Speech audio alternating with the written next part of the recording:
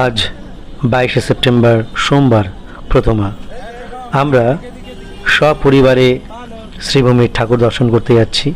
সঙ্গে রয়েছে পেখম, পালক, আমি এবং আমার মেয়ে এবং শালাবউ এবং প্রীতি।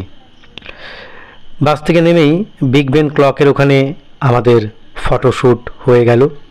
প্রত্যেকে পোজ দিল। আমি অবশ্য দেওয়ার স্কোপ পাইনি, যেহেতু আমি ছিলাম ক্যামেরাম্যান। তারপর সেখান থেকে টানেলের মধ্য দিয়ে, আন্ডারপাসের মধ্য দিয়ে আমরা হাঁটতে শুরু করলাম। সেই দৃশ্যগুলো ক্যামেরা বন্দি করে রাখলাম। খুব সুন্দর লাগছিল। ভাবতে পারছেন প্রথমা কি প্রচণ্ড ভিড়। গতকাল ছিল মহালয়ায় আসার ইচ্ছা ছিল, কিন্তু আসতে পারিনি। পরে ফেসবুকে দেখলাম অসম্ভব ভিড় ছিল। আজকেও কিন্তু ভিড় কম নয়। টানেল থেকে উঠেই দেখতে পাচ্ছি প্রচুর লোক, রাস্তা পার হতে পারছিলাম না। রাস্তার ওখানে দাঁড়িয়ে আমরা একটু ফটোশ্যুট করলাম। পালক, প্রীতি, প্রচণ্ড ভিড়। আমার শালা এবং শালাবউ, সঙ্গে পেখম। তারপরে রাস্তা পার হয়ে আমরা গুটি গুটি পায়ে এগিয়ে চললাম শ্রীভূমির দিকে। সম্পূর্ণ রাস্তা আলোক দ্বারা সজ্জিত। প্রত্যেকটা গেট খুব সুন্দর। আপনি ভাবতেই পারবেন না পুজোর এখনও 1 সপ্তাহ বাকি, যেন পুজো পুরো দমে শুরু হয়ে গেছে। আমরা যারা গ্রামে থাকি তারা প্রথমার দিনে এই রকম আড়ম্বর, এই রকম জনসমাগম আমাদের কল্পনার অতীত। প্রত্যেকটা গেট সত্যি ভীষণ সুন্দর এবং লোকের সমাগম তো সঙ্গে আছেই। আমি মনের আনন্দে ভিডিও করছিলাম, কিন্তু ভিডিও করতে গিয়ে ভয় পাচ্ছিলাম যে আমার মোবাইলটা কেউ না নিয়ে চলে যায়। এবং আমরা ঢুকে গেলাম মূল রাস্তা থেকে শ্রীভূমির যে গলি, এখানে একটা রথ আছে শ্রীকৃষ্ণ, যেখানে রথের উপর চড়ে সওয়ার হয়ে বসে আছেন। সেখানে আমরা ফটো তুললাম।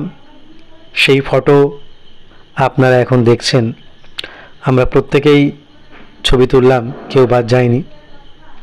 খুব সুন্দর একটা মনোরম পরিবেশ। শুধু আমরা না, যারা শ্রীভূমিতে গেছিল তারা প্রত্যেকে এই শ্রীকৃষ্ণের সামনে দাঁড়িয়ে ছবি তুলছিল।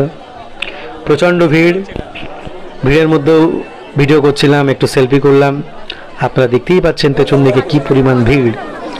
আমি যতবার শ্রীভূমি গেছি প্রত্যেকবারই বৃষ্টিতে ভিজেছি। এবারে কিন্তু অন্যতা হয়নি। বৃষ্টি পড়া শুরু করেছে টিপটিপ করে। এই ছবিগুলো যখন নিচ্ছি তখন কিন্তু গুড়ি গুড়ি বৃষ্টি পড়ছে। পৌঁছে গেলাম সেই কাঙ্ক্ষিত শ্রীভূমির সামনে। অক্ষরধাম টেম্পল এবার তৈরি করেছি।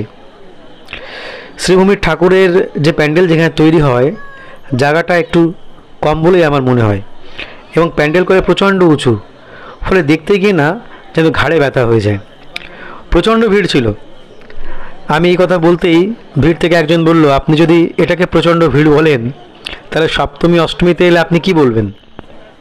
হ্যাঁ, আমি রিয়েলাইজ করলাম যে সপ্তমী অষ্টমীর তুলনায় এই ভিড় কিন্তু নগণ্য।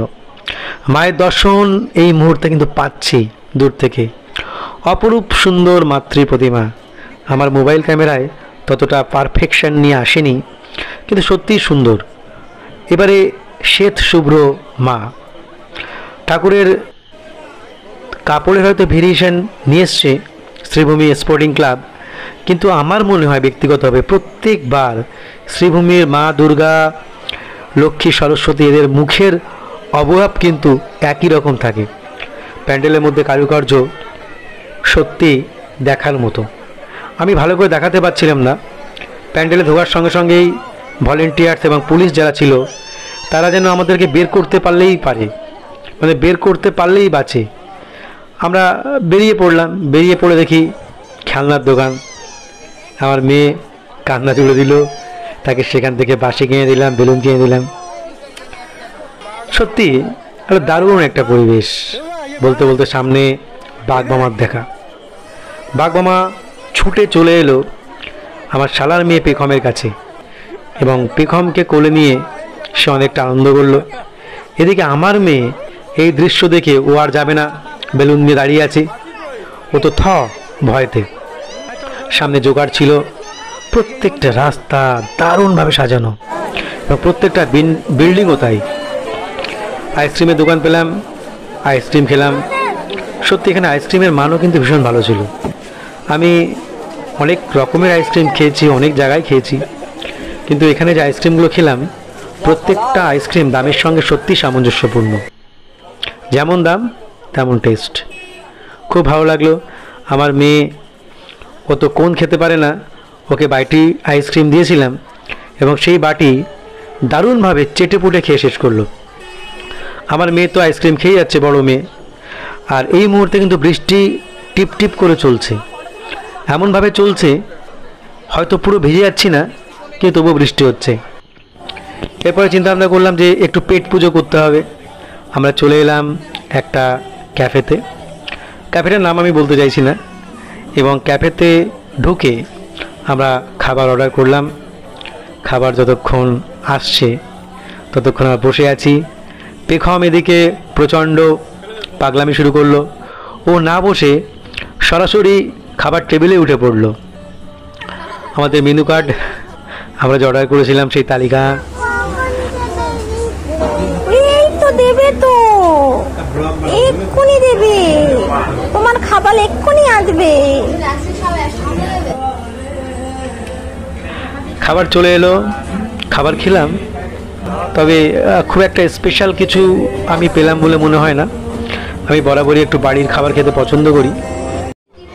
পরিবারের সকলকে নিয়ে সময়টা ভীষণ ভালো কাটলো। এদিকে বাইরে বৃষ্টি তখন বাড়তেই লাগলো এবং ফেরার সময় বেশ সমস্যা হচ্ছিল। আমরা একটা অটো রিজার্ভ করে আমরা জোড়া মন্দিরে চলে আসি এবং সেখানে এসে বৃষ্টিতে আটকে যাই। অনেকক্ষণ অপেক্ষা করার পর বৃষ্টি থামে, তারপরে বাড়ি যাই। এবং তারপরে সেই ভয়ানক বৃষ্টি রাত্রিবেলায়, যে বৃষ্টিতে পুরো কলকাতা জলমগ্ন। রাত্রিবেলা যখন বৃষ্টি হচ্ছিল বুঝতেই পারিনি, কিন্তু সকালবেলায় উঠে পুরো বিষয়টি বুঝতে পারলাম। প্রত্যেককে অনেক অনেক অভিনন্দন এবং শুভেচ্ছা। প্রত্যেকে ভালো থাকবেন, এই শুভকামনা।